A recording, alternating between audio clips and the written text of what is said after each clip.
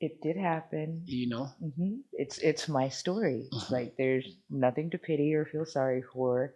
It happened, and now this is my chance to be able to share it with somebody else, so that they don't necessarily go through what I went through or what you went through or anybody else.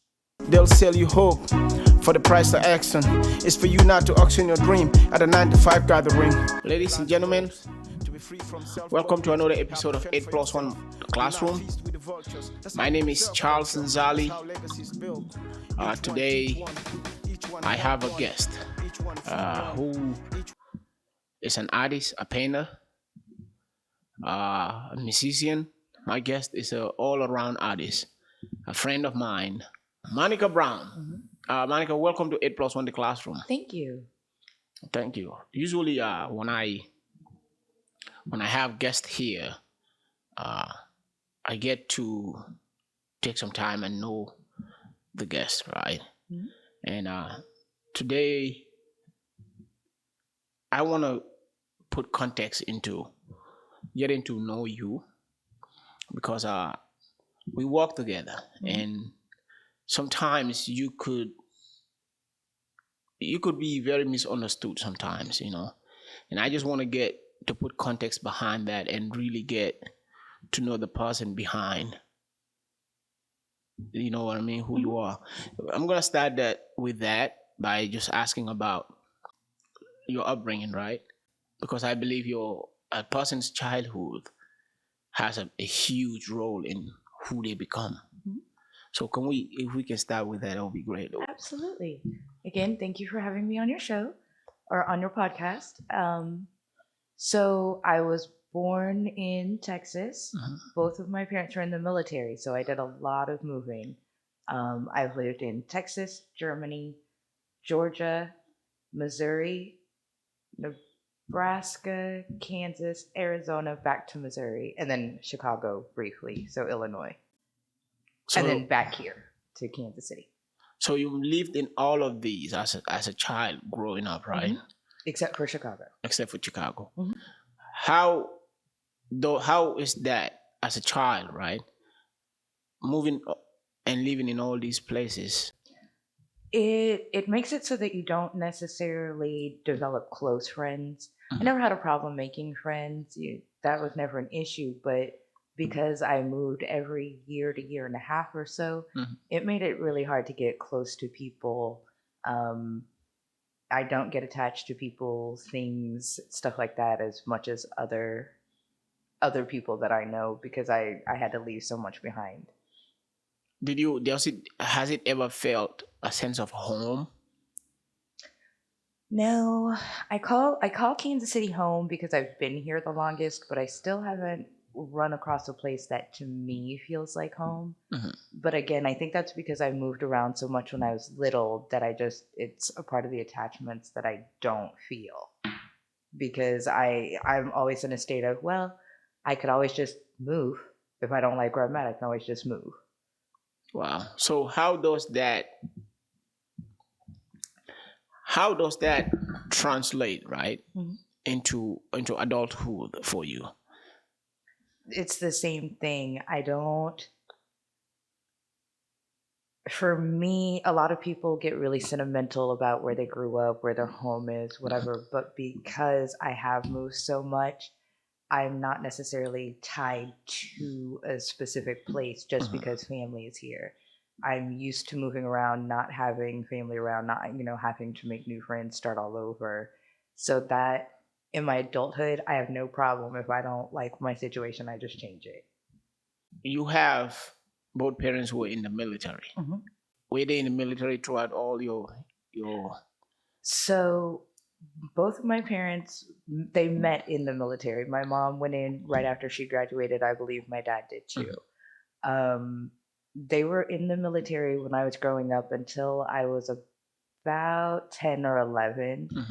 And then they both got out of the military, and we kind of moved around based on my dad's jobs from there. Maybe nine. But so we still moved around because of my dad's job, but they were both out of the military by 9 or 10 years old. Let's fast forward a little bit, right? And then we'll circle back into your upbringing, right? you are an artist, right? Now, but you've spent a lot of years in the food industry, right? I knew you when we were in the food industry. You and I worked together as managers, right? Mm-hmm. Knowing you back then and knowing you now, right? It almost feels like you were dealing with two different people. Mm-hmm. Why is that? When you met me, I was actually still recovering from trauma that I'd experienced for a large portion of my life. Mhm, Now I've had a chance to kind of write about that, get my story out about that, work through a lot of things. mhm, And my husband has been a major help with all of those pieces of my life. mhm, Now I can live more authentically. I can be happy. I'm not stressed out about the same kinds of things. I'm not constantly living in fear for one reason or another. mhm. So it's easier to be happy. It's easier to be me. So let's talk about those things, right? Mm-hmm. The things that you were dealing with at that time, right? Because from an outsider looking in, right, at that time, it almost seems like you were in this space of self-sabotage. Mm-hmm. Sometimes that's what it comes out like, right? Uh, what was really going on? So I come from an abusive background. Mhm, My entire childhood was steeped in abuse, both for me and between my parents. mhm, And then I went through a really long relationship, a little bit over 8 years, that turned out to be abusive. mhm, By the time that you all met me, I had been away from that person for I think about 2 years. mhm, And I was still living in fear, still just surviving at mhm, that point. Um, so the way that that translated into the person that you may have gotten to know and others got to know at work was I could come across as very standoffish or very nonchalant. mhm, And really, if I was put in a situation where I felt like I was being spoken to in a way that reminded me of my past, I would just kind of tune you out. And that was a self defense mechanism that does come across as self sabotage mhm. sometimes. But abuse, right? Mm-hmm. Let's kind of stay in that topic a little bit, right? Mm-hmm. Because you did say you grew up in an abusive environment. Mm-hmm. How, what was going on? Okay. So, all of my life, from the time that I can remember growing up until I was 12, Mhm, my dad was really abusive, primarily to my mother, but he would take it out on me. He would sometimes take it out on various animals. mhm, Um, so that's another reason why I didn't really spend a lot of time getting close to people growing up because when I knew that I was going to move, but another part of that is I was always taught that what happens at home stays at home. mhm, And it was because people that are abusive don't want to be found out. mhm, Um, as a result, and I think because of that, I still really compartmentalize my life. I don't really share my past experiences with people that I meet mhm, now unless it's relevant, if that mhm. makes any kind of sense. Yeah, I get the part. I mean, sometimes you're going through so much stuff to the point where it's almost like it's almost like it's not cool to share. Hmm. You see what I'm saying? It can be not cool because people might pity you, and that's never what I want. Mhm, But it it's one of those situations where unless you are a survivor of abuse, mhm, it's probably the last thing that you're ever going to think of could happen to somebody. mhm, Um, Especially meeting me because I can be very mouthy, very sassy. mhm, Nobody would ever assume that I was in an abusive relationship. mhm. We're talking about two different situations here, Mhm. right? Abusive upbringing, and then now we're talking about an abusive relationship, right? Mhm. I would like to kind of separate the two Mhm. and focus on one and focus on the next one and how they are related. Okay. Because sometimes most people who were abused as children, right, somehow find themselves in abusive relationship because Exactly. that's what they see. Oh, if you grew up in a home where your parents were abusive to one another, most instances they circle back into that because that's what they see growing up. Unless that cycle is broken, Right. that is very present. So let's talk about your dad a little bit. You say he was in an abusive situation. He was a very He was abusive abusive. human being, right?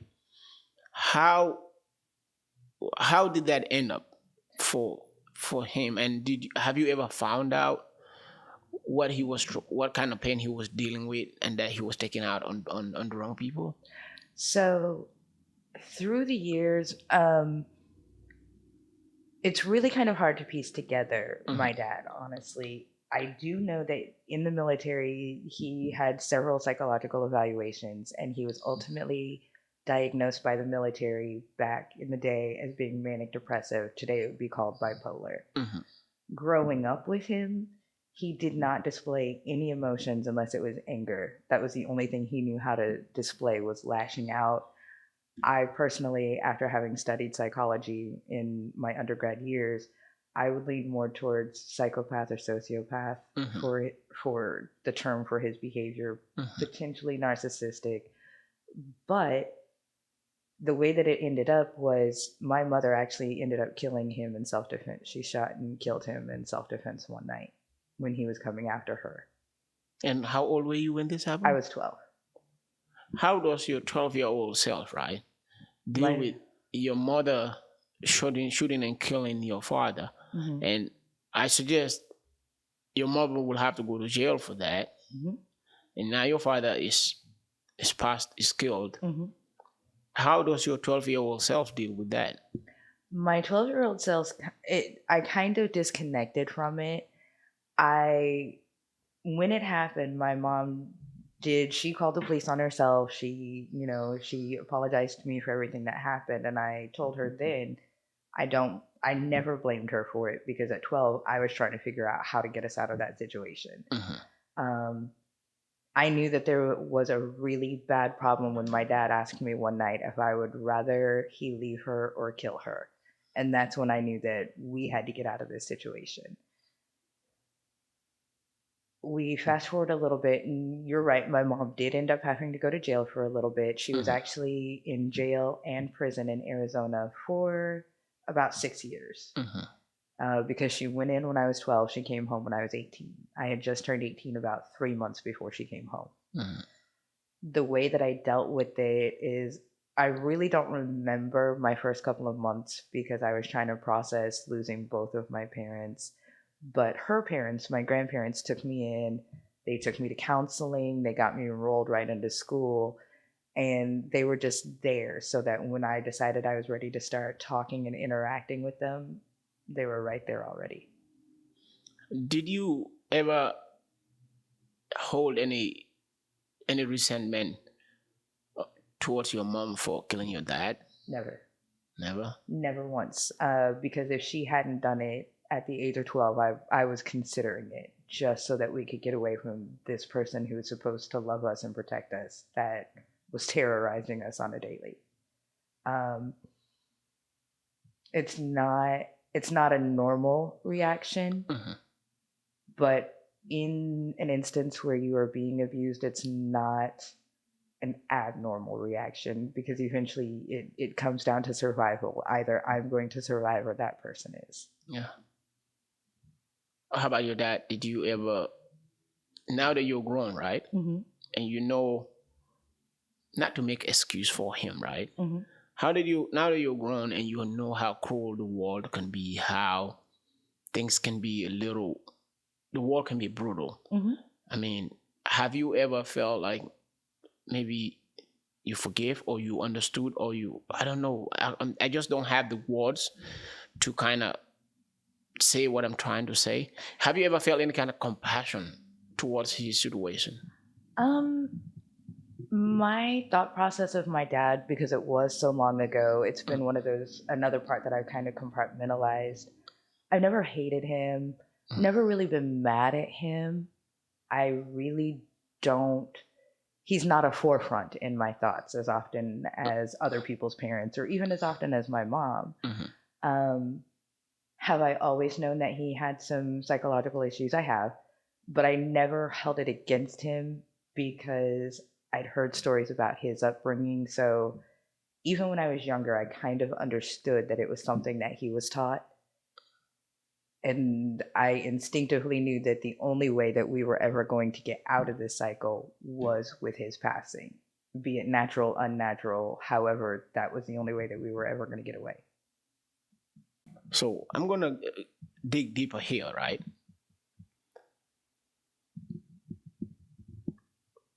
Sometimes, often, right? People who are in this mental, people who are therapists and people in this psychological space, right? Mhm. They often treat healing as if it's a destination. They treat it like you have to travel there, or I have arrived. Mhm. They made it look like it's a physical, it's a place where Right. you can get to, right? And having dealt with a death myself, I don't think I think differently about it. I don't think that's what it is. Mhm. Like how it's as destinative as people make it Mhm. seem, right? What was that healing process like? If you even healed from this already, because we're talking a 12-year-old here Mhm. who's lost both her mom and dad the same day almost. Mhm. So I guess what healing would have looked like back then Mhm. was my grandparents put me in therapy. I did that for several months. I My therapist said that everything was fine. I wasn't showing any signs of trauma, stress, or anything like that because at the age of 12, I lied to her. There was all kinds of stress and trauma. I went through a traumatic experience, but I really was able to lean on my family to get me through a lot of that, my mom's side of the family, because they never really pushed. They didn't ask me a whole lot. They just kind of gave me my space. I would go talk to my therapist, get things out, and then I would be able to go home and deal with it. If I wanted to talk to them about it, I could. Mhm. But for me, healing was really, it was more about understanding the thought processes than any, that's what it was more about for me, was understanding how or why it happened. Mhm. So at 12, I just kind of brushed it off and just dealt with it however you can. I blocked it out for the most part. And then I just started sharing my story with the people around me. And that to me was more healing than anything else, was letting other people know what happens in the world. Having gone through all of this, right? You ended up in an abusive relationship yourself. Hmm. Looking from outside, I'll say you've seen all the signs of it. You're like you're you've seen abuse 101. You've Hmm. seen the deadliest of it. You know Hmm. what I mean? And then here you are back into that cycle. Right. It's it's actually more common for somebody that grew up in an abusive situation to find themselves in an abusive situation as they get older, because especially in my situation, if I don't deal with all of those things, Mhm. they just keep coming back and you find yourself being attracted to whatever behavior you grew up with because that's normal. So if I saw love and whatnot growing up, that's what I would think is normal. Mhm. That's not what I saw. I saw abuse, and that felt normal. So even though my grandparents were not abusive to each other, in the years that mattered when you're growing up, that is what I learned. So that felt more normal to me than anything else. So this, how long have you been with this guy that the abusive guy that you have been with? I was with him for 8 years. It took 8 years for me to be able to get away, and it took the help of my family to get me away. And I've been away from him going on 10 years.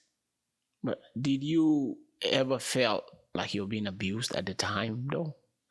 I didn't start off that way. I didn't start really realizing the abuse until I told him about something traumatic that had happened to me, and he held me by my sweatshirt and pushed me down his stairs so that I would choke to get his point across. That was the moment that I knew, oh no, I'm in an abusive relationship. Wow. If you look back now, with everything that happened to you, what do you tell your 12-year-old self if you have to sit across the room from I, her? What would you tell her? I tell her that it's not her fault. She had no control over what the grown ups in her life were doing. And it was never my situation to have to fix to begin with, even though I was willing to. So I guess I tell my 12-year-old self, you did what you could to survive. Mhm. It's not, I, it's, yeah, really, that's what it is it's okay to feel safe Mhm. because everybody deserves that growing up is what I tell myself. You know what I mean? Mhm. Have you ever find some type of way to blame yourself for anything, any of this? I have, and it's really, really disturbing. But when I was little, well, when I was 12, 13, I would blame myself for me not being the one to fix the situation instead of my mom. Because she'd already been through so much, that was just another slap in the face to her, to my 12-year-old self. So I did eventually get over that. Like I said, I would tell my 12-year-old self now it was never my situation to handle. Wow. But your 12-year-old self is, you're talking about a trained American military. This is not no Boy Scout wannabe military. You're talking about a trained, a seasoned Hmm. American military guy. Weapons expert, all of the weapons they both of my parents were experts in. So no, we're not talking about a regular hey just Yeah. joined 2 years ago kind of deal. No. So how would your 12-year-old, how would you have handled that? That is not, I was trained. I was trained. I was trained in firearms just like my parents because my parents trained me. So it could have been done. I'm glad that I never was put in a position to do it, but I could have. that is true. That is true. I mean, pulling the trigger, that's all it takes, Hmm. But let's a peaceful ending to all of this, Hmm. let's fast forward, right? Now you you what's the way to say this? Let me look for a way to segue into this. Let's move fast forward, right? Hmm. You are one of the most gifted person I have ever like Thank you. come across, right? Very intelligent, very well spoken, great writer, Thank you. and you're also a painter, an artist, right? In school, you studied liberal arts, right? Hmm. But it took until recently for you to make use of what you studied in school. What inspired the change? Well, so first, liberal arts is actually just the study of a lot of different subjects and then figuring out how to work them in together. Mhm. But the way that I discovered that I am a physical artist, not just with words or music, Mhm. was during the pandemic. The world shut down, everybody had all kinds of time on their hands, and my husband told me that I needed to find some hobbies because I couldn't just stay shut up in my room. Mhm. And one of the hobbies that I picked up was I watched some YouTube videos and saw like the acrylic paint pours. Mhm. And I thought I can do that. Went and got some really cheap paint and tried it out. And then from there, people started buying like my first two or three things that I ever made, people bought them. And I realized, hey, I can make a business out of this. I can do this. And so I have. Isn't it interesting how we create something, right? From a place of just trial. Let me try this and see how it's gonna be, right? Mm-hmm.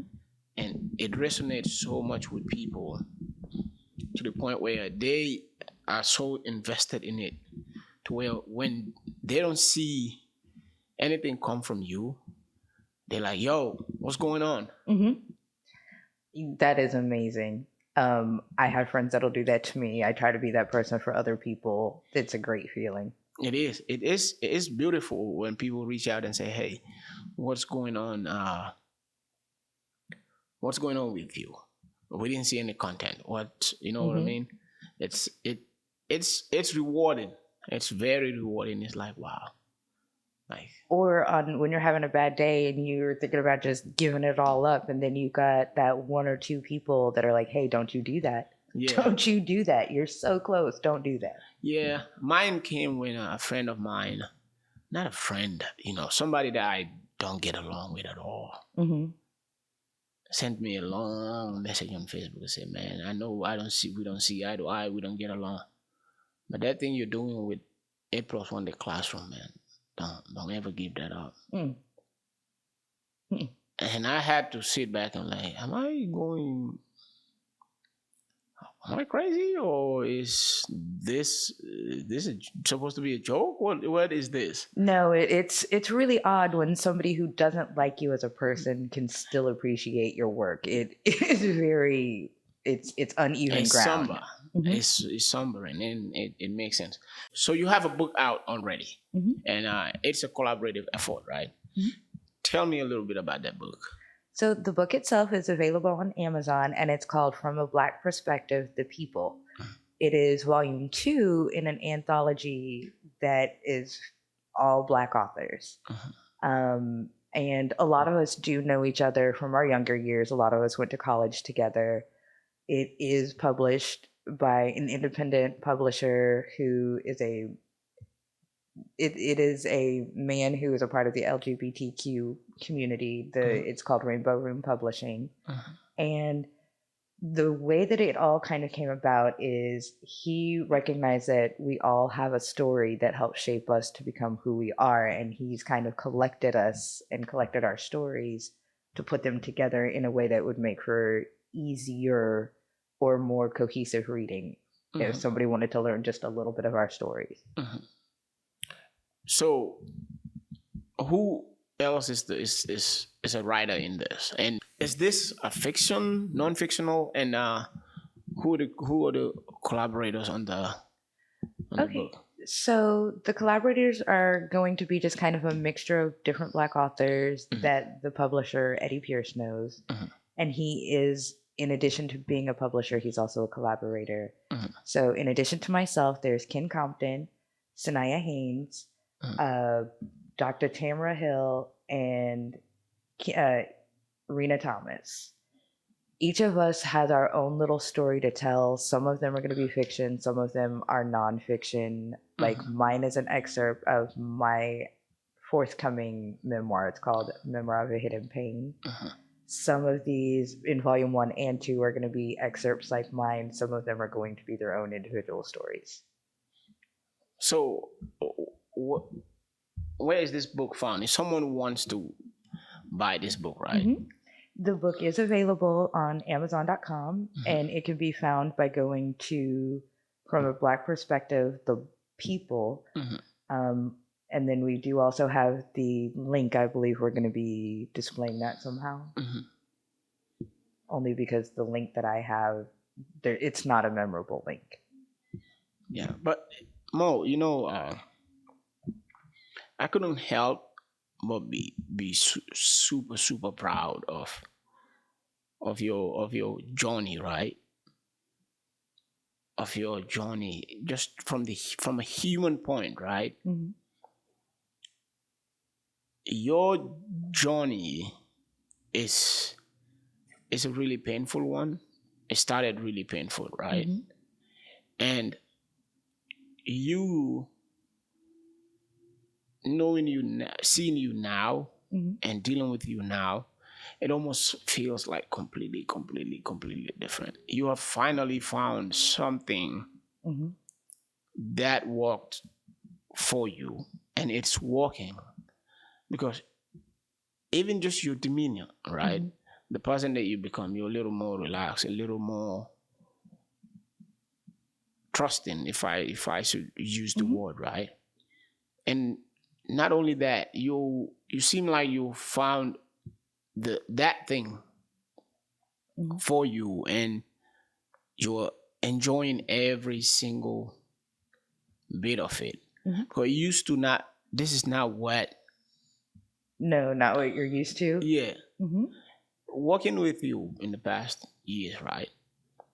You have moments where it almost feels like I'm just here, Mm-hmm. and for the for the sake of my, I don't even know what it's like. For fuck's sake, let me just say it right. Mm-hmm. For fuck's sake, sometimes like, what is going on with this, with this lady? What is wrong with her? You almost like it's almost like the level of self sabotage at the time, right? It's just it's it's beyond comprehension. Mm-hmm. So,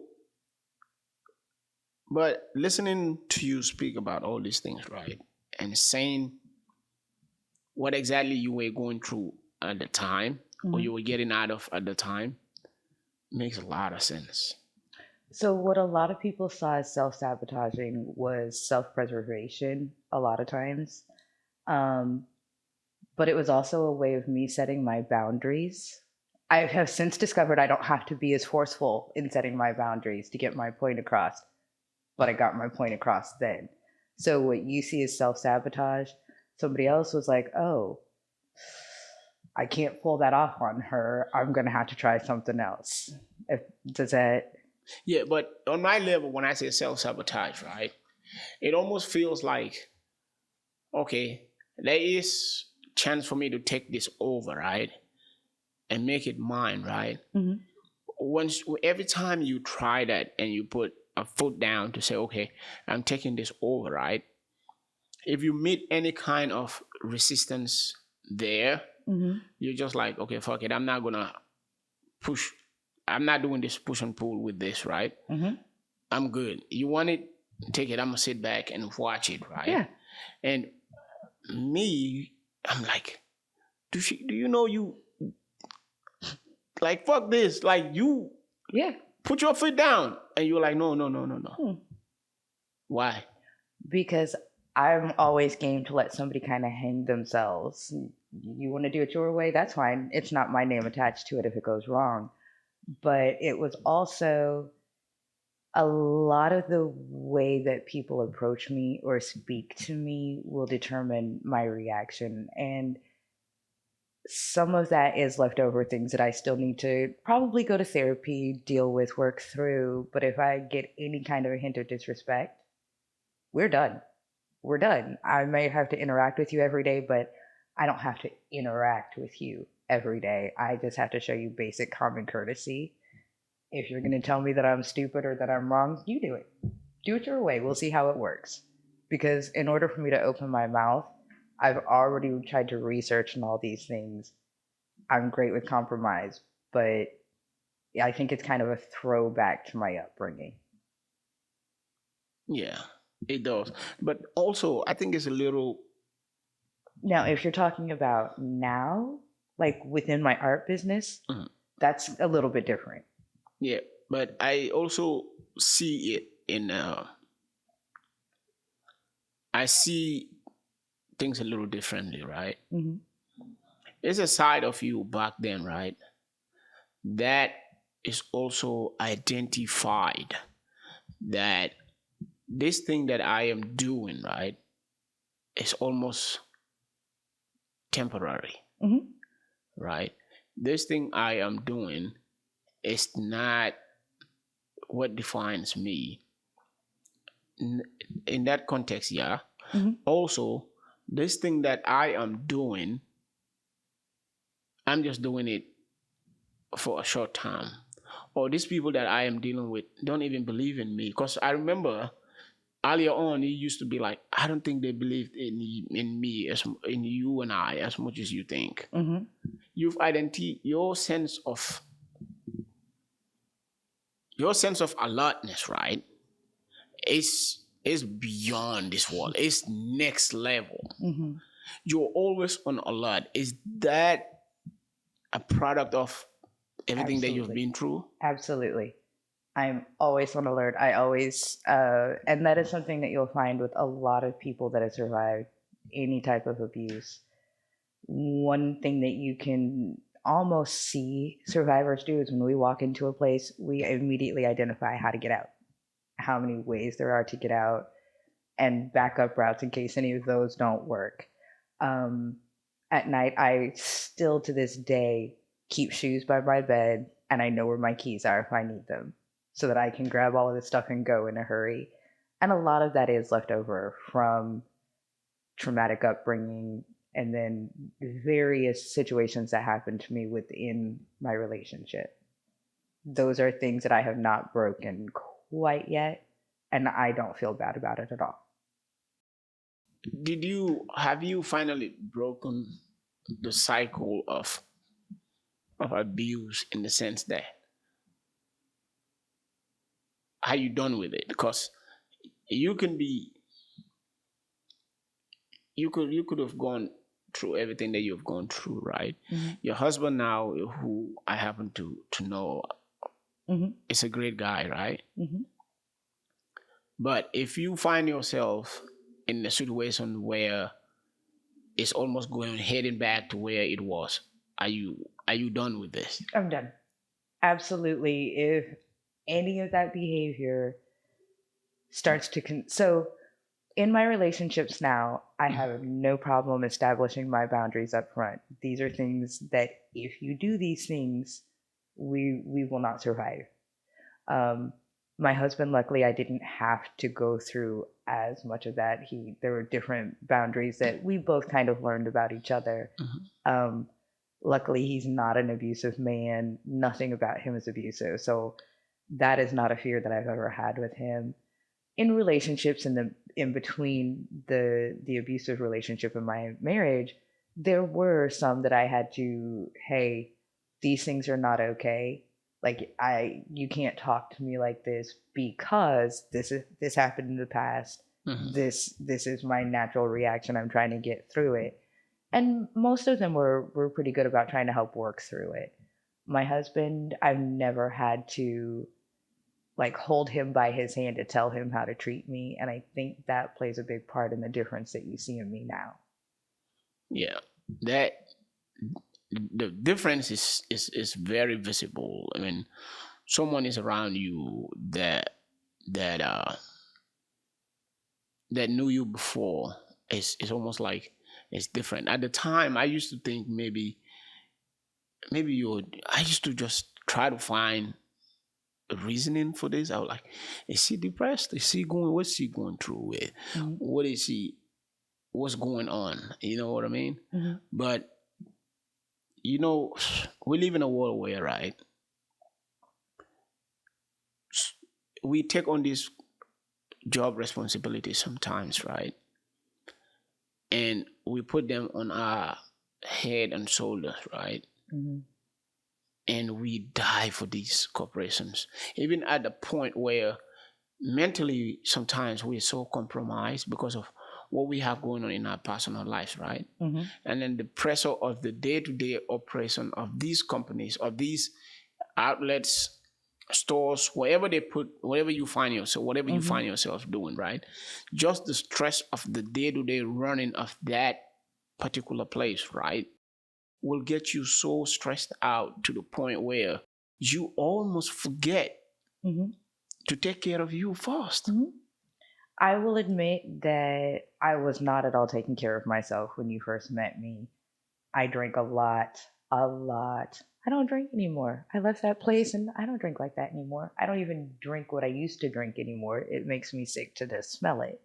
Um, and I think that that is actually kind of a byproduct of our society, not necessarily our upbringing, but our society pushes us go, go, go, give, give, give, but not take care of yourself. Mm-hmm.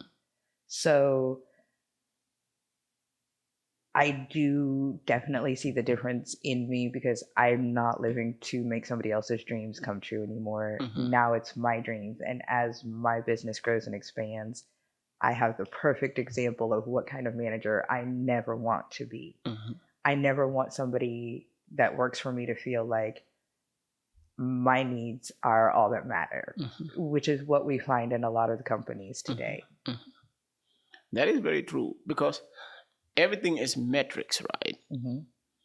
They will put these metrics in place, right? And one set of rules for different environments, right? Because it's not one size fit all, right? But we find ourselves in situations where it's one size fit all. And then until, because it's never really tested, it's just one, this is the metrics we're going by. And they just push it out to everywhere. It don't matter the size, the location, the environment, none of that matters. They push it out, right? You find yourself, if you're not careful, you find yourself fighting so much, so hard, fighting so hard to meet these metrics to the point where your own personal health is compromised, your mental health is compromised, and it's still gimme, right? And realistically, people will tell you that, oh, there is, all these corporations now have things in place where you can reach out for help for your mental health and stuff like that, right? It's not the easiest thing to do. It's not at all easy, especially with me being a survivor of domestic violence. I can say that's probably one of the hardest things to do is reach out for help. And I don't know if that's just because it's me personally and the way that I was raised, or if that's everybody. But a general consensus is it is very hard to reach out for help. And you're right. These companies will tell you, oh, we've got this in place, we've got that in place. But can you get the time off to go handle your health? Can you get the time off to go be with your family? Sure, we might get vacation time, but is it really vacation time? Or are they calling you? Yeah, you might get married and go on a honeymoon, but are they going to call you the next day while they know that you're gone type situation? Corporations don't care. And that part of it does actually tie back into how I was when you met me, because they were so focused on having every part of me that it kind of reminded me of my relationship, where I couldn't go anywhere, I couldn't do anything without constantly being called, constantly being watched. It's really something that the world needs to look into, especially corporate America needs to look into a lot of it. Because myself, right, even now at what I'm doing now, right, I close from work and go home and I don't have to answer the phone, right? Right. And I feel like I'm cheating this corporation simply because I spent 5 years at a place where my phone has to Stay on. It has to ring 24/7. And I'm expected to answer it out of a dead sleep. Expected to answer it. I could be asleep. I can be with my girlfriend. I can be. It could be a date. It does not matter the situation. I could be at church, for Christ's sake, and I have to answer this call. It got to a point where I can't even leave my phone turned up like this. I have to turn it face down, and every time my phone rings, I'm just freaking out. I'm stressing out on what's going on again. What's going on again? And then you turn the phone, and then if it's someone else, a friend or somebody else calling, the sense of relief that you have is almost like, oh my God, thank you. Right. And then you put it down, and then you forget about it for a little bit, and then it rings again, and you go through it all over and again. you go through all of it, and that's constant. Going from that to leaving work and nobody calls your phone, it's amazing. and somebody, I feel like I'm cheating these people. I'm like, how can they pay me this much? And as soon as I leave work, I don't have to worry about it. Because somebody is there, right, to deal with whatever problem is going on. It's, to me, I see it now. You know what I'm saying? So let me put something in perspective for you based on what you said, just so that maybe you and whoever is watching can understand. that feeling that you talked about where your heart dropped every time your phone rang, Mhm. being in an abusive relationship feels like that 24 hours a day. You never get rid of that feeling. It never goes away until you're not in that situation anymore. That feeling will kill you. Because you don't know what's happening next. You're always in survival mode. So what I read something not too long ago that kind of put it in perspective that I think kind of sums up the change that you see in me. There was a life coach and she was talking about how her daughter reached out to her and was like, you need to call grandma and check on her. And the life coach's mom was like, well, there's a phone, it goes both ways. And the daughter had enough self-awareness to say, grandma's living in survival mode right now. She doesn't have the capacity to think about you, me, or anybody else. She's trying to manage whatever the situation is, one situation at a time. Call her, ease some of that. And it really made me think about it because the whole time up until recently that you've known me and anybody else, I was always in survival mode. Now I don't have to live like that. So I'm not constantly afraid. I'm not constantly dreading my phone ringing, things like that. So I can be more authentic and it lets me be more artistic. You know what I mean? So now that I don't constantly have all of this fear over here, I can make stuff and not worry about being criticized for it or having it broken because somebody got mad. I do know one thing, right? And that thing is there is so much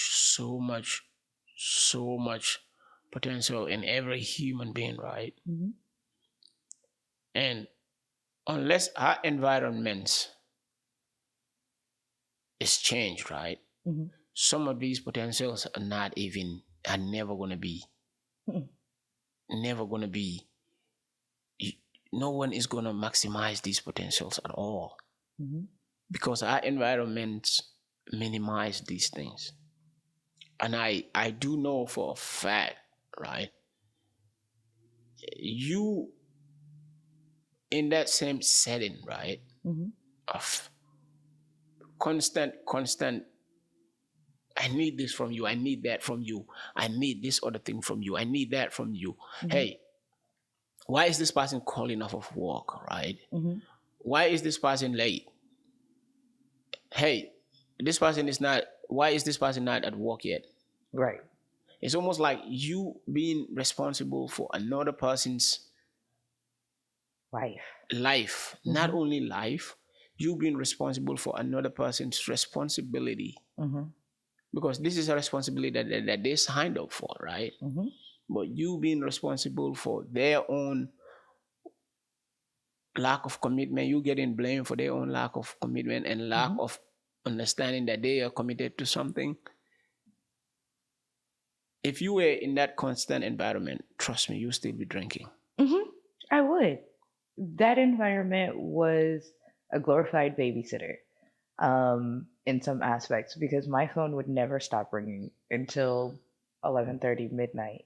And then I had to turn around and be back there before the sun came up. Yeah. How do you expect people to function when you don't even let them sleep? That's how I started drinking in the first place, was so that I could go to sleep because my phone was always ringing. I'm glad. I'm so happy. I'm so happy that I found the I found the courage to be like, nah, this is too much for me, and I walk away.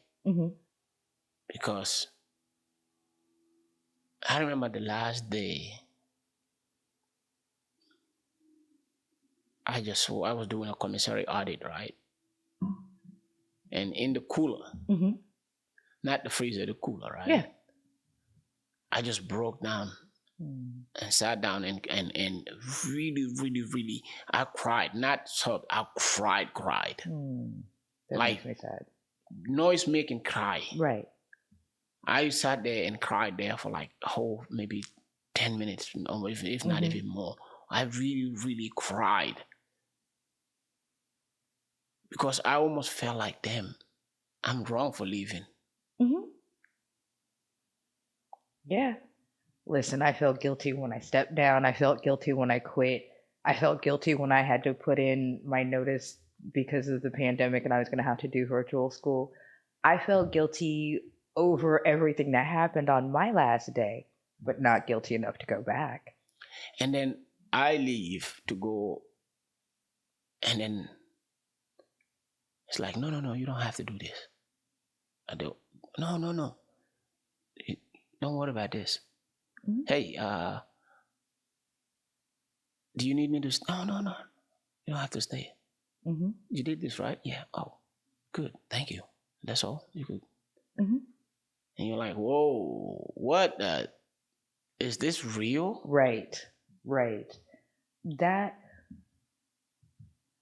if I had to describe what it feels like to be in an abusive relationship, that is what it feels like. So in essence, we are in. We you can also be in a corporate abusive relationship. Yeah, I would guess so, because that's what we were in. Like, looking back at it, the way that you felt in that situation is how I grew up. It's how I spent that 8 years, and then I gave them another 4 years. and And then you so, and then you come back, and then you're at work dealing with this same stuff mhm, at work. And I don't want this to sound like we're bashing the corporation, because we're not even mentioning names here, well, it's right? not even that corporation, It's it's just this is most corporations. most human beings, most people, right, Hmm. feel like this day in day out That's capitalism.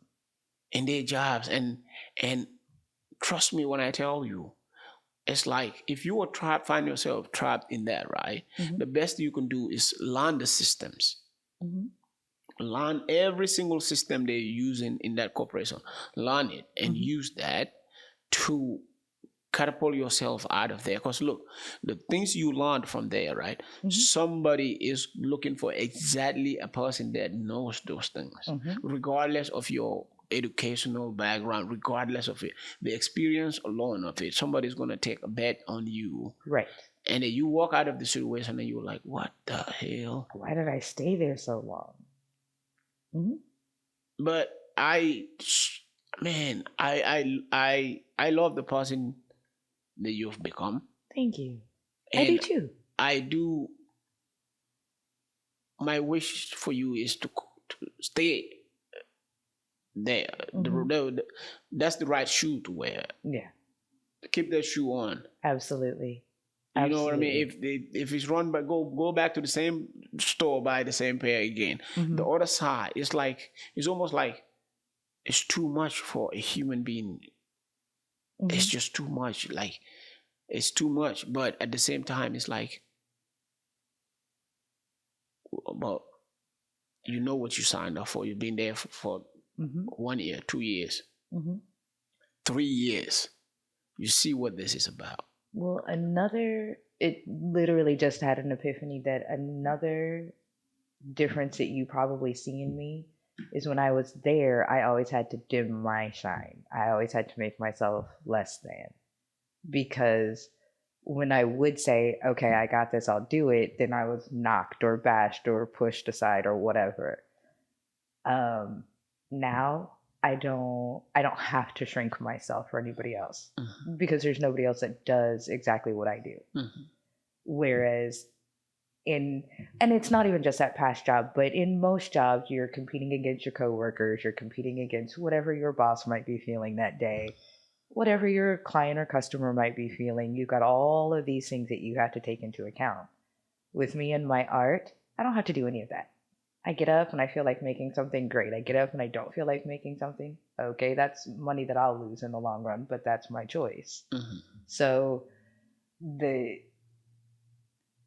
the whole world does kind of come back and tie into each other Mhm. in ways that we don't even think about. Yeah. It it's one of those situations where just even in this conversation I've realized more about myself and more that I need to do within my life to make sure Mhm, that nobody else feels the way that I did. mhm. And we could sit here and talk about these experiences and have these conversations and forever, Hmm. because this is a continuously ongoing thing. But everything we are saying here is from a place of healing. It's not from a place of bashing, and it's not. It's just from a place of this did happen. It did happen. You know. It's my story. Like there's nothing to pity or feel sorry for. It happened, and now this is my chance to be able to share it with somebody else, so that they don't necessarily go through what I went through or what you went through or anybody else. that that in its own is liberating. You know what I mean? Hmm. And the sooner as people we find liberation of self, Hmm. that's the only way we can liberate others. You know what I mean? Exactly. Like your story is a story that somebody needs to hear it, right? Hmm. Somebody probably is going through the same thing. Somebody probably has seen it Hmm. and will have to deal with it. Hmm. And it's an opportunity for the individual to say that, oh wow, this seems familiar. This sounds Hmm. familiar. Hmm. I know what this is. And Right. say, it's time, maybe it's time for me to walk away. And I'm hoping that by sharing my story, people will learn to see those signs earlier. Because I saw them, I ignored them. And so I ended up deeper into the situation than I ever should have.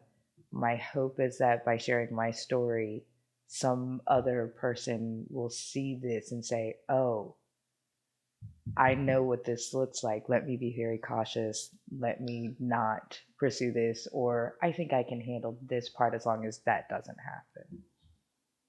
And I appreciate you a lot. I appreciate you, and thank you for just mustering the courage to finally, sit down with me, because I've been wanting to do this for Harassing a me. long You've been time. harassing Yeah, I've me. been wanting to do this for a long time, and Mhm. just thank you for mustering the courage to share your story. It's it's a great story. Thank It's you. a rough one, but it's nothing. It does not define who you are. It doesn't. And if It I does can not. survive that, come through it, and still be happy, if Yeah, I can do that, anybody can do it. and I appreciate you, man. Absolutely. I appreciate you too. Thank you very much. Thank you. Thank Thank you. you.